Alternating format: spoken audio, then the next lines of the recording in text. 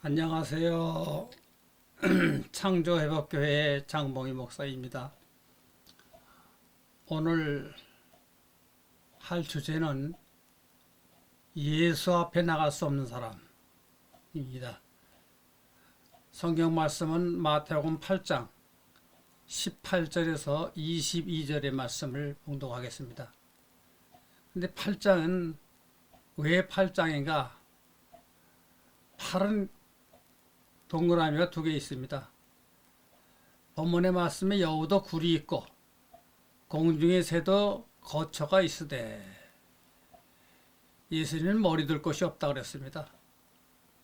또 8은 4 플러스 4입니다.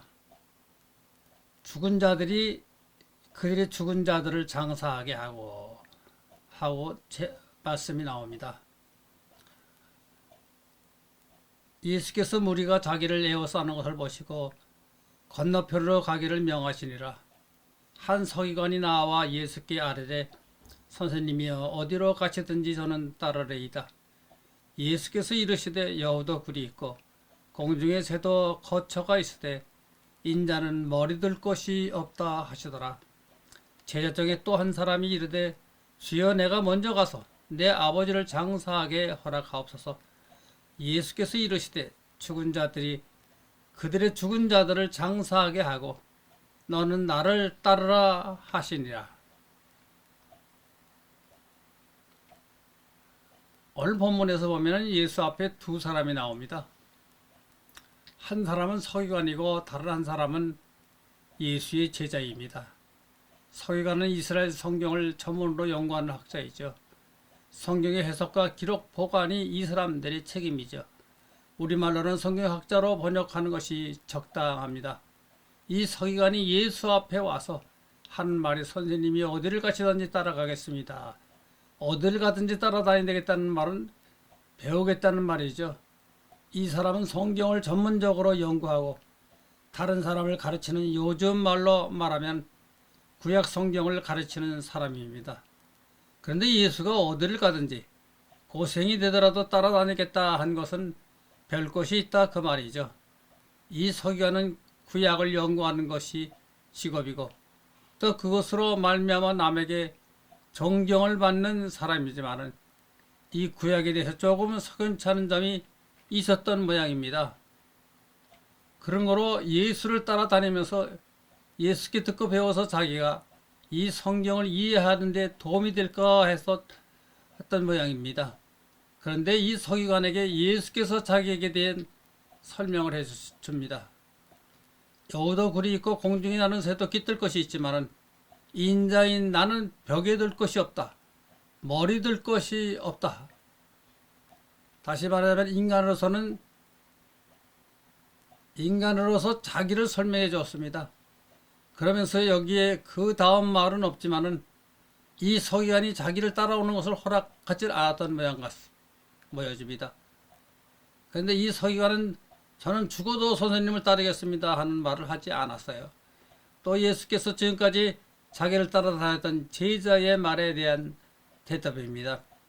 제자가 예수께 말하기를 아버지의 장례를 치르고 오겠습니다 했을 적에 그것은 안 된다. 죽은 사람은 장례 치른다고 살아나는 것도 아니고 죽은 사람은 죽은 사람대로 놔둬라. 너는 나를 따르라 했습니다. 이 말은 대단히 거북한 말이죠. 아버지가 죽었는데 아버지의 장례를 치르고 오겠다고 했는데 가지 말라. 내버려 두고 너는 나를 따르라. 이것이 무엇인가? 이 제자에게 생명과 죽음의 길을 가르쳐 주는 것입니다. 다시 말하면 죽음은 죽음이고 생명은 생명이다. 즉 예수를 따라다니는 길은 생명의 길이라는 것을 말하는 겁니다. 그런 거로 너는 생명의 길에 들어서서 생명의 길을 붙잡아라. 다시 말하면 너는 죽음의 세상에 갈 필요가 없다 그 말입니다. 살아있을 때의 아버지이지 이제 죽었으니까 지금은 네 아버지가 아니다. 즉 생명의 사람이 죽음의 세계에 단 1초라도 갈 필요가 없다는 말입니다. 오늘 예수께서 제자에게 한 이 말은 대단히 거북한 말이죠.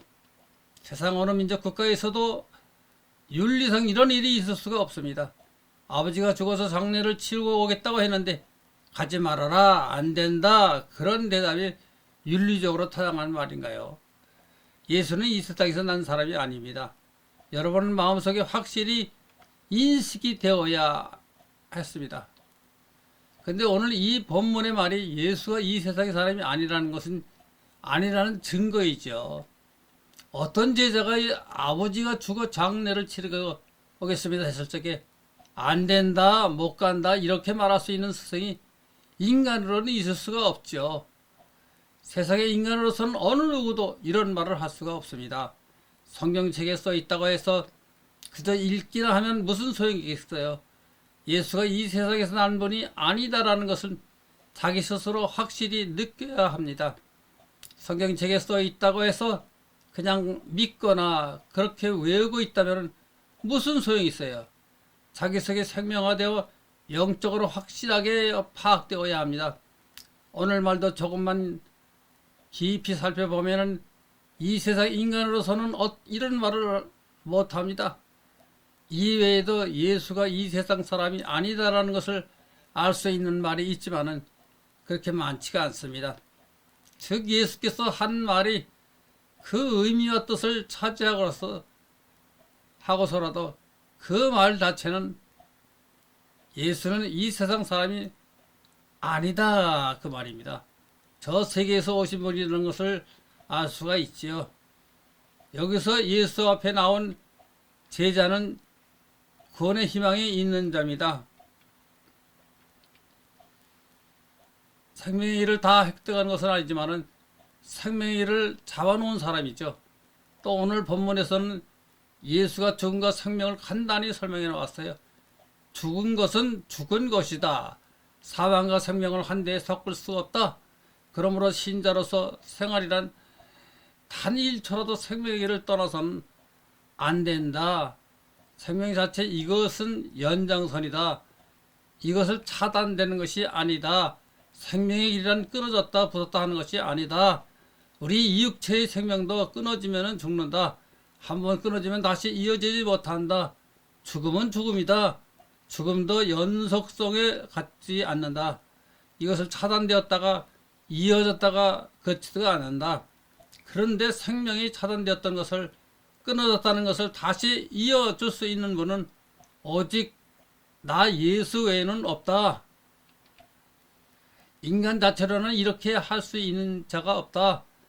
예수만이 가능하고 또 가능했던 사실이 있습니다. 다시 말하면 나사로는 죽은 나흘이 지나 냄새가 났습니다. 그런 사람을 예수께서 다시 불러냈습니다. 그것은 예수가 생명을 주관하는 주인임을 보여주었던 것입니다. 오늘 여기서 예수가 죽음과 생명의 길을 간단히 말해주었죠. 그러나 지금까지는 2000년 동안 기독교가 이것을 무슨 말인지 몰랐습니다.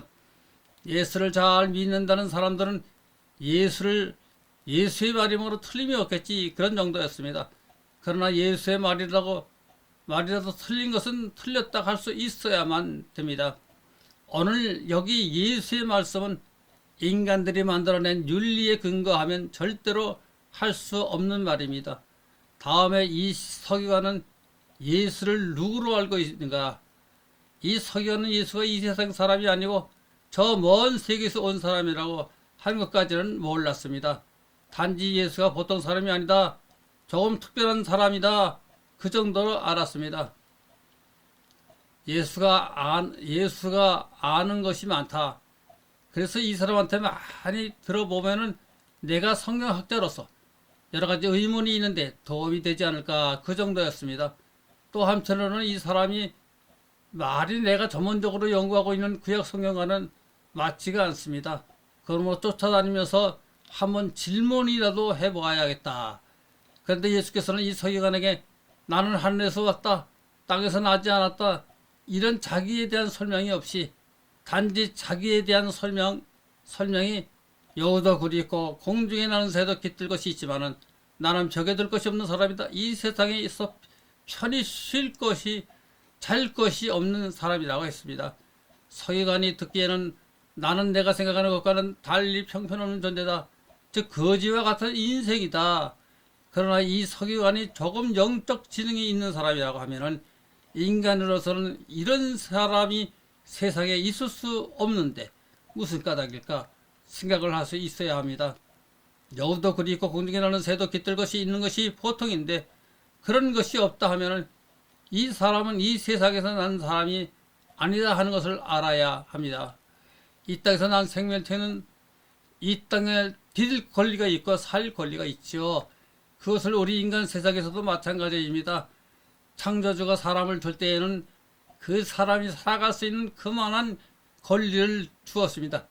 그런데 예수는 자기 스스로 머리 들 것이 없다고 고백한 것은 나는 이 땅의 사람이 아닌 것을 말해준 것입니다.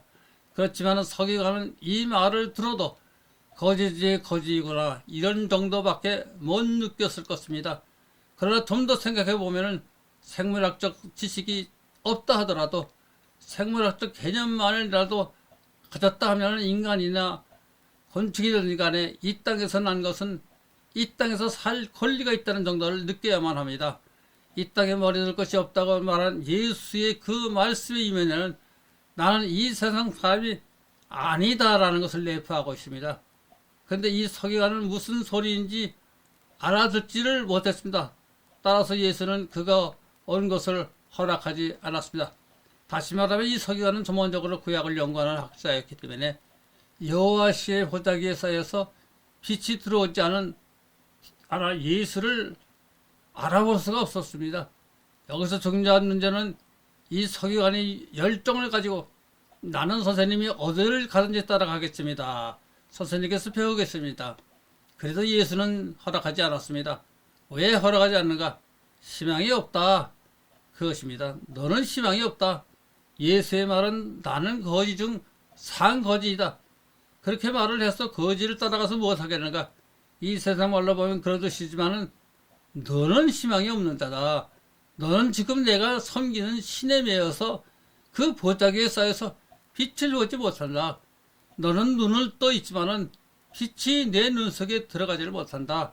또 내 귀에 내 말이 들어가지 못한다. 여러분 반성해 봐야 합니다. 내 입장에 오늘 이 서기관과 같지 않은가? 아무리 내 혼자 예수를 믿는다고 해도 예수가 받아주지 않을지 모르고 있지 않습니까? 여기서 서기관한테 예수가 직접 너는 안 된다 그렇게 말하지 않고 나는 되게 될 것이 없다 그런 말입니다. 따라서 오늘 나에게는 예수께서 이런 태도를 갖고 있지 않은가 반성해 봐야 됩니다. 내 혼자 아무리 잘 믿는다 해도 예수가 받아주지 않을지 모르고 있지 않습니까? 이 서기관은 너는 빛을 볼 수가 없는 사람이다. 그 자리에서 예수가 빛을 보여주었습니다. 나는 이 땅에서 베게 될 것이 없는 사람이다. 이 말이 나는 이 세상에서 다시 나지 않았다. 저 세계에 왔다 하는 빛을 진리의 가장 중요한 초점을 보여주었습니다. 그렇지만 그는 못 보고 있었습니다. 모르고 있었습니다. 단지 이 사람이 거짓이구나. 이 사람이 따라갔다가는 내가 굶어 죽겠구나. 그런 생각밖에 못했을 것입니다. 그렇지 않으면 예수가 그런 말을 했을 때 이분은 이 세상 사람이 아니구나 하고 나도 죽어도 당신을 못 떠납니다. 나는 지금부터 이 서기관직을 포기합니다. 선생님만 따르겠습니다. 죽든지 살든지 선생님만 또 쓸 것입니다. 그래야 될 것이 아닌가. 그런데 예수는 거지였구나. 그런 생각 정도로 자기가 갖고 있는 서기관직을 포기할 수도 없고 지금까지 섬겨온 신 여호와도 버릴 수도 없고 그래서 예수를 따르는 것을 쉽게 포기했습니다.